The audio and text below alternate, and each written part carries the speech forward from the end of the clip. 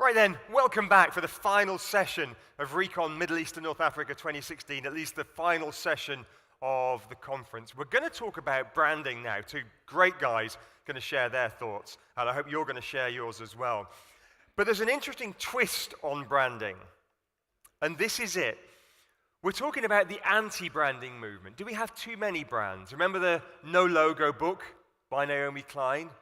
15 years or so ago that came out. Well, is the anti-branding movement back? We're asking questions like, are brands still important? Does branding really drive business performance? Brand differentiation becoming very, very grey. Why is that? What can we do about it? These are some of the questions that I've got, and I do hope that you've got some questions as well, or comments, or stories, or experiences that you can share. We've got about half an hour or so with this panel, then we're going to break for lunch. So let's make it a good one, okay? Can I rely on your support? I know it's the final session of the conference, and often people are just banging glasses together and getting ready to go, but you're all here.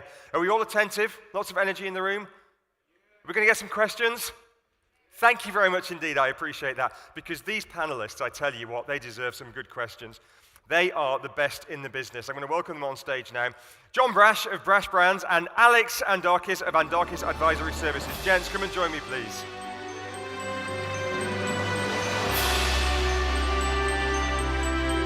Hello, John, have a seat. Thanks. Alex, come and have a seat. Okay. They're quite good mates, these two, and they agree on an awful lot. If we can get them to disagree on something, that would be fabulous. We'd get a few fireworks. That would wake us all up before lunch. Let's talk about the basic premise of this panel. John, first of all, do we have too many brands? The anti-branding movement is back. Do you agree with that general premise? I don't actually agree with that. I think that the anti-brand movement, 10, 15 years ago, was really pushing against a lot of the over-branding of everything. And what's quite interesting is a lot of these anti-brands became brands themselves. They got realized that if they got their act together, they could sell to bigger organizations. So in a way, it kind of went away. And I think today, brand is the only connection between the company and its employees or its customers. I mean, that is the human touch, the human interaction that they actually understand. What about you, Alex? This basic premise, is the anti-branding movement back? What is the anti-branding movement? Yeah, no, on this one, I agree with John entirely. I don't believe it is. I think there's a balance that I understand why there could be a thought in this area. I think we've got a danger of over-branding. Over-branding. I think it's important to have brands because in my core beliefs, a brand is a belief system. So one of the toughest questions I've ever had asked to me, I had someone very junior ask me, can you define what a brand is? And you get answers like it's a logo, it's this, it's that. It's not. A brand is a belief system. And belief systems need followers. And followers need stimulus. And these belief systems are constantly getting reinvented. So a brand is a lot more than that. So I'm not sure the anti-brand movement is back.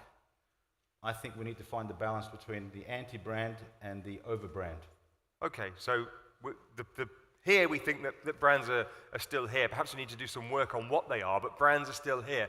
What's the view in the audience? Okay, who thinks the anti-branding movement is back? Okay, is one camp, but who thinks, no, brands are here for good, we're stuck with them and they're still powerful? Who thinks the anti-branding movement is back? Okay? Anyone think not a lot of support for that. Who think brands are still powerful and important with an important role to play?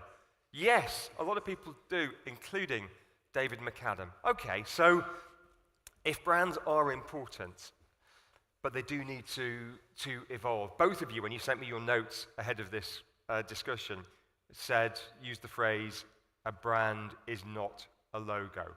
Perhaps you could both, in turn, elaborate on what you mean by that, and then tell me in a bit more detail, we've touched on it, but what you think a brand should be, a good, powerful, useful brand. John?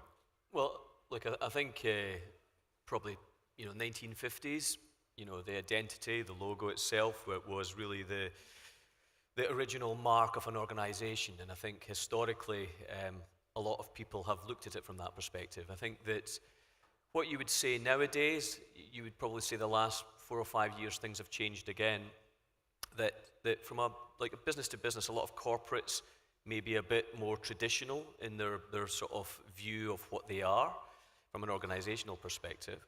But what's really interesting is really brands that have got their act together start understanding that how they can connect with, and I would say their employees and the public, their customers, is really where they want to go. And if you look at something like Apple, I mean, Apple have been going through a change in the last 3 years. A lot of people might not be aware that they've rebranded, but they've not rebranded in the sense of logo, but they've rebranded in the sense of becoming a more luxury product. I mean, they hired the head honcho from Burberry's from a lifestyle perspective. If you look at their new store in Regent Street, it's 3 years in the making, and it's the first of its kind. It's the first one in the world, and it's fundamentally different than any other Apple store that's been created. And that shows the new commitment to where that organization wants to go. If you look at the shop front, it's basically like going back to 1850. You just have lovely big windows. Nothing's going on because it's a clear view into the experience in the store. And that's a great place to engage the staff, the people who work there, and also the customers that are in there. So I think that, as I say, brands have moved away from the visual identity into the actual experience. And what we are finding, and even in the last couple of years, is clients are interested in the whole touch points, the whole customer journey, the whole experience, the interaction, the immersive experience. And I think because this is a sort of retail shopping center forum, what we're finding with so much online shopping now, that the role of a retail store is fundamentally different now than it was 5 years ago or even 3 years ago.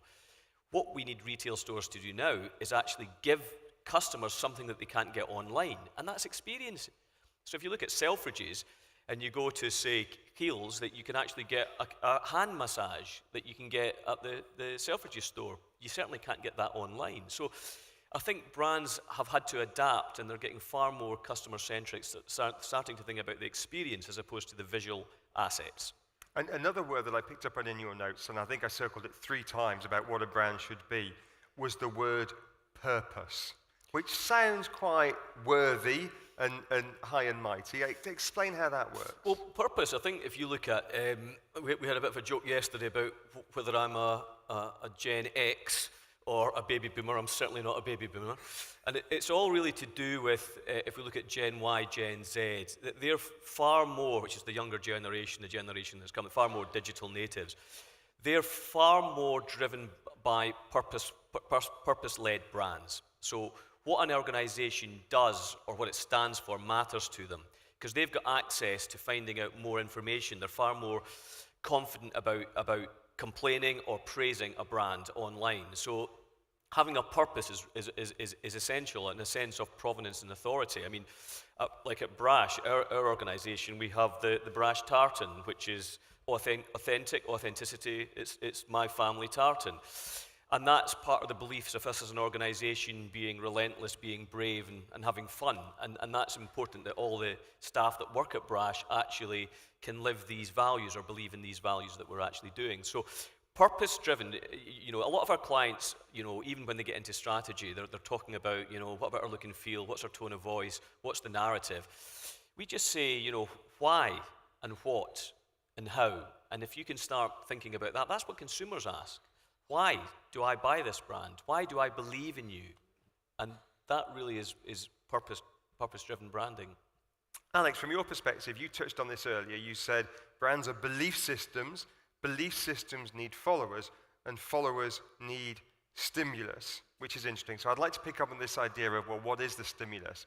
But also, in the context of the fact that you run what you call a hybrid branding agency and management consultancy. So the branding is not separate from the core of the business. It is the core of the business. Yes. So, yeah, I mean, our model is, how do we bring strategy to creative, and how do we bring creative to strategy? Because having a great strategic document that you don't know how to execute, or you don't know how to illuminate and touch the hearts and minds of your clients, is just another piece of paper that sits and gets filed somewhere. So it's how do we bring it to life? And a lot of the life aspects of it coming to life is through the elements of creativity that we do. It's interesting, I mean, with John, and he mentioned the Apple. I happen to work with, I also work with McKinsey worldwide, and one of the things we had at one of our real estate developers was, how do we improve the customer experience of anyone who visits our sales centers? And this was in Bangkok. So we brought the global head of Apple, who's in charge of customer experience, to come and map each sales center. And it was amazing the depth.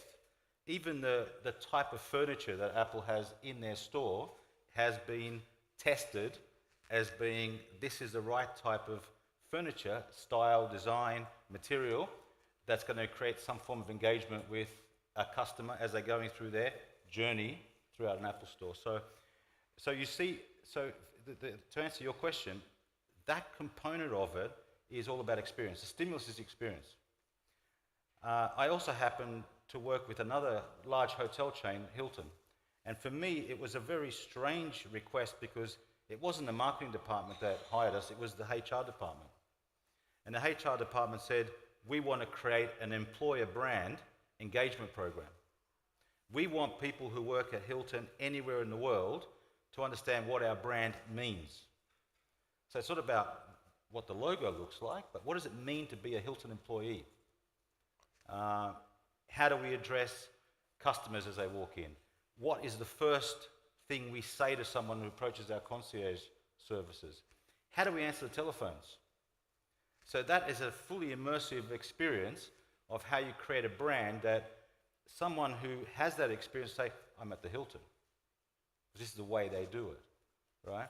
So that stimulus is, how do you constantly reinvent that stimulus to keep your brand relevant?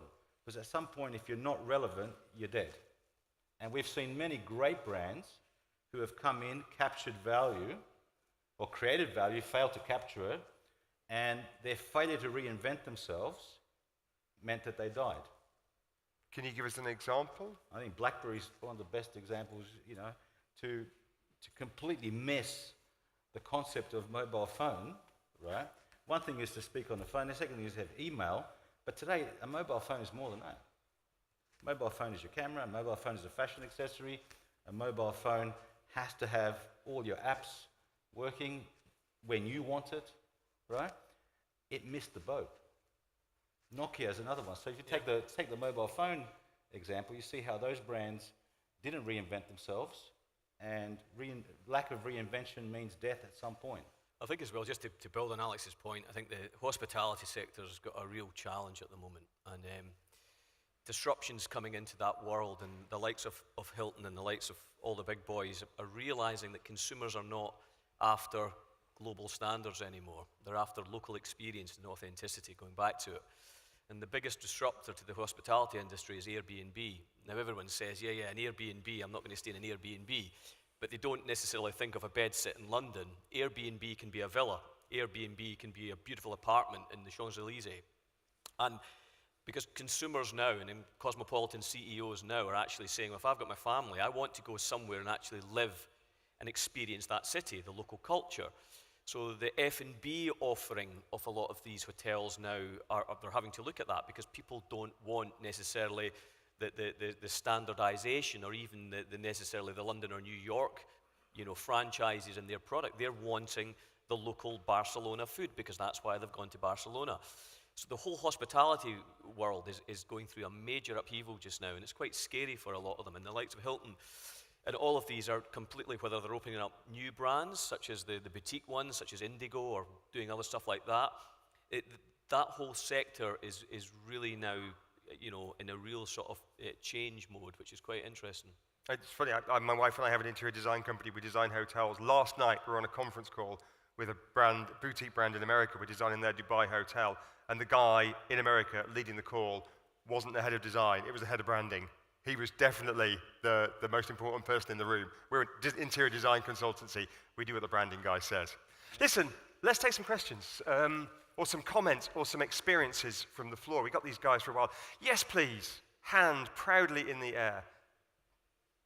Gentleman towards the back of the room. Thank you very much indeed. Mustafa Al-Marzouqi from Aldar Properties. My question to the gentleman is about now the world is becoming closer. Do you expect like more brands to come into, for example, UAE and the region? Like I've noticed, for example, in Battuta, I saw a Romanian brand. Now, do we expect to see more brands coming from, let's say, South America, Australia, and the branding will become like more competitive? It's hard to, could you hear that question? It's hard to hear on stage. Was it talking about like American brands coming into the market? I understand. It's very difficult for us to hear on the stage, I'm afraid. Could you repeat the question? I can hear it here. Sorry, sir. Sorry, I just wanted to say that the brands that are unknown, for example, when you see a brand coming from Romania, now they position themselves in Ibn Battuta Mall. Do we see that because the world is becoming closer and because of the airline industry that's strong in UAE, we'll see more brands coming from South America, Australia, and others to compete with the large brands?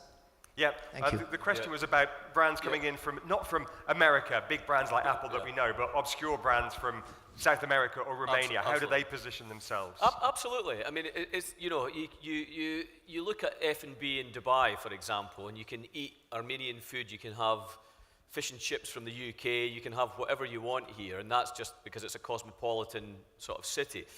I think there's going to be more and more interesting startup brands coming in. This goes back to disruption. That there is now an ability for lots of whether it's startups, smaller brands, or even bigger local brands to actually go international because the marketplace is looking for it. People are interested in it. And I think the challenge for the world of shopping centres is going to be the outside mall or the outside shopping experience. Even in Dubai, that started with D3. Which has got some really exciting stuff going on, where you can maybe start bringing some more up-and-coming brands, boutique ones that are starting up that will be flourishing there because they can't afford to flourish in the big malls because it's too expensive for the rent. So what you'll tend to find that these will become places that people want to hang around, like in Tokyo and places like that people just want to go and hang out. So there's going to be a lot of interesting stuff. I think Seoul DXB is coming for later on this month, which is going to be, you know, really innovative, very different types of personalization that you wouldn't get on any of the big malls out there. So I think the Romanians, you name it, Australian brands, they'll be looking at coming and actually trying to maybe disrupt the market and actually get a foot under the table. What would your advice be to those brands? Just to pick up on that, because I'm a big believer as well. I think in F&B we've seen a lot of this now. I think the real challenge for brands that come from outside of the region to this region is how do you deliver the experience that you deliver in your home market. And if you take F&B as an example, there's some very good examples and there's some very poor examples. I'll give you an example. I'm not going to name the restaurant, but there's one of the most fabulous restaurants in Istanbul. So it's a Turkish brand. It's got a fantastic concept in Istanbul. It's in all the major locations. When they came to Dubai and set up their first outlet, they just could not deliver anywhere near the standard that they had in Istanbul, right? And as a customer of the chain in Istanbul, I went to the one in Dubai and felt horribly disappointed. I couldn't believe it was the same brand. So as a brand owner, moving your brand into this region, you've got to make sure that you deliver on what your brand is, and for me, for the life of me, I couldn't understand how much does it cost to bring a Turkish guy who is a specialist at kebabs, right? But we had an Uzbekistani guy cooking the kebabs. So initially, if you're going to have the brand, make sure you deliver on your brand. I think in F&B we'll see a lot of this. I think in other retail, it's going to be more difficult, because how do you build a critical mass in other retail if you've only got one or two outlets? And the other thing is, how good is your partner to ensure you're in the right location and you have the right marketing and you have the right campaign to be able to get people to come into your doors? We're running short of time. I'll take 2 or 3 more, if you like, rapid fire questions.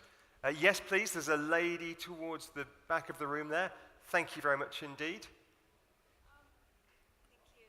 This session started out with the question, who's anti-brand and who isn't?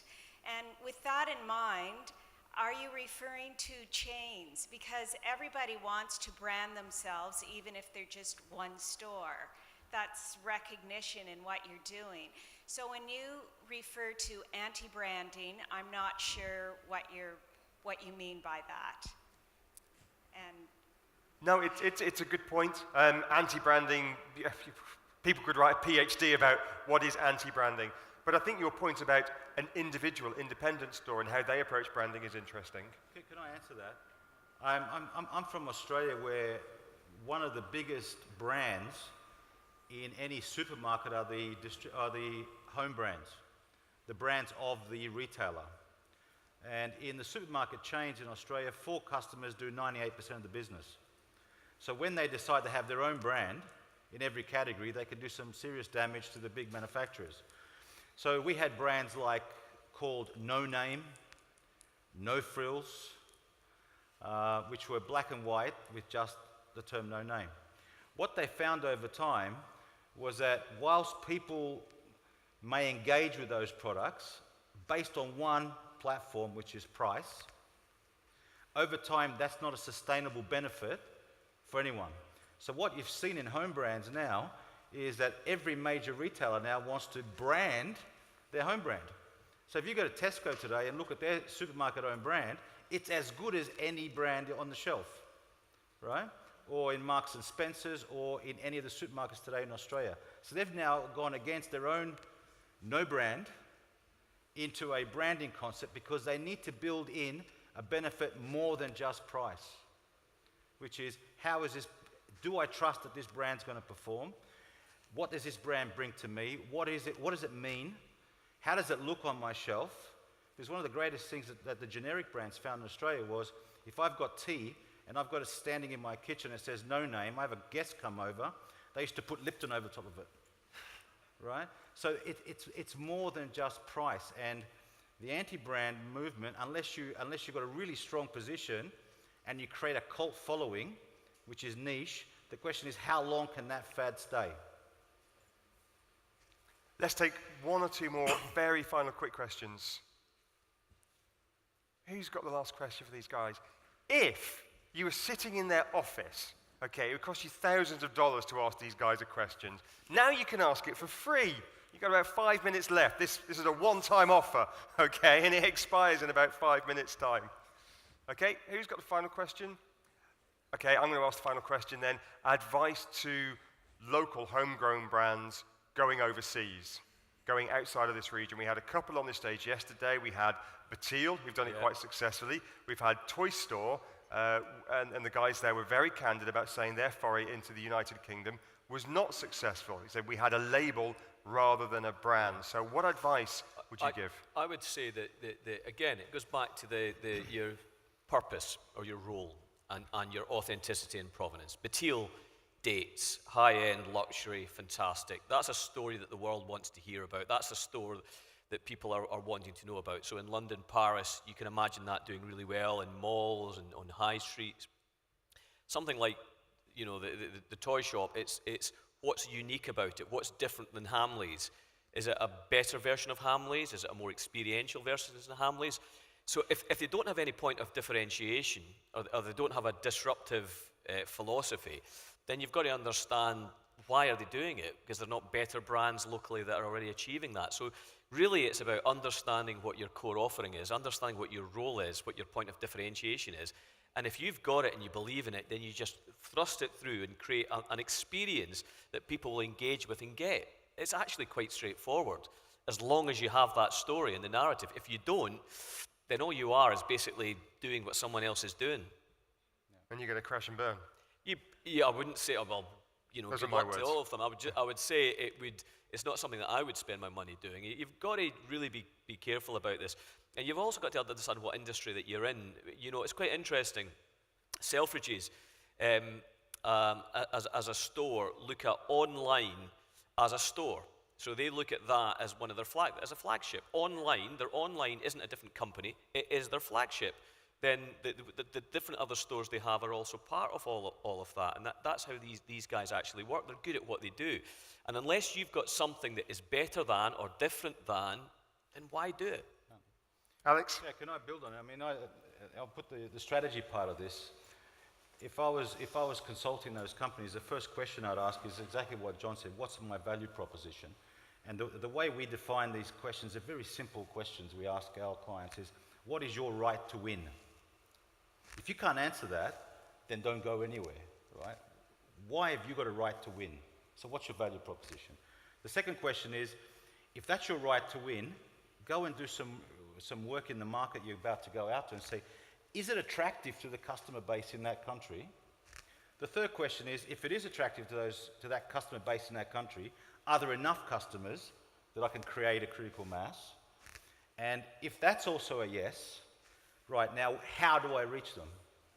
And if you can answer those 4 questions when you go out into a new market, you've got a chance. If you can't answer that first one, which is what is my right to win, stay home.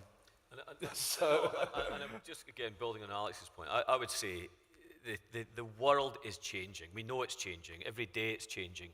Gen X, Gen Z that are coming along, not even Gen Y, all of these consumers are so different than we are. And you know, retailers, shopping centres, hospitality sectors, everyone needs to start looking at that and thinking, these people are actually going to change the way that we do business. We need to be aligned with them as opposed to trying to do things the way we've always done them and hope they'll believe in us, because they won't. Yeah. They're just not relevant anymore. And again, if you look at some of the more interesting things in Dubai that's been happening with sort of the walk, you know, or the box park, all of these things in there, they're trying to come up with new, different ways to allow consumers to experience their brands and in a different environment. And that's what the public want. That's what consumers want. What everyone wants now, I think, is lunch, which will be served shortly. I could talk to you guys for ages, but we're going to have to leave it there. John Brash of Brash Brands, thank you very much indeed. Let's show our appreciation. And also Alex Andrakis of Andrakis Advisory Services. Appreciate your time, gents. Have a seat. Thank you. The last thing that remains for me to do this evening is to say I look forward to seeing you later on this evening. The awards will begin around 7 o'clock this evening. Please don't be late. We've got an awful lot to get through. And I'm going to pass the baton now to the gentleman who began Recon Middle East North Africa 2016 yesterday morning. His voice, thankfully, has returned. Our host for the past 2 days, David McAdam. Thank you, Richard. Thank you very much. I'm not going to be very long up here, but we have made some amazing progress with our board. First of all, in the 22-year history of the Middle East Council of Shopping Centers, we've never had a retailer heading up as a board president. We've never had someone who is amazingly bilingual, nor have we had anyone who is so fashion forward. Please help me welcome to the stage Marwan Eskandarani as our new board president. Thank you.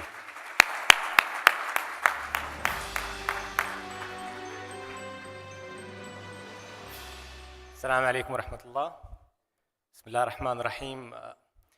أول شيء أشكر زملائي الأعضاء في الأسوسيشن على nomination to be on the board عشان أكون على المجلس.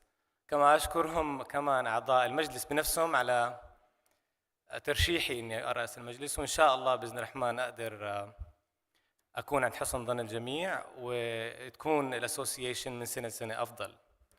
So what I was saying is, I'd like to thank all my fellow members for their nomination to be on the board to begin with, and I hope I would become at your expectations.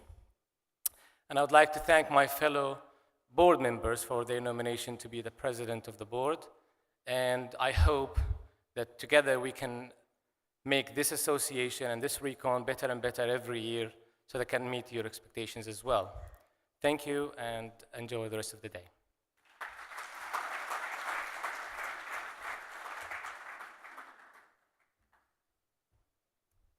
Okay, and that ends the formal sessions for the Recon in 2016 as far as the presentations on the stage. But the best part for many, and for me included, is tonight beginning at 7 o'clock. There's a cocktail event in the exhibition area beginning at around 6:30. But we'd really like to have everybody in here by 7 or no later than 7:15 because we have a full program. And I really look forward to seeing everyone back here, and we have a great evening. So thank you very much for your participation again today, and we'll see you this evening.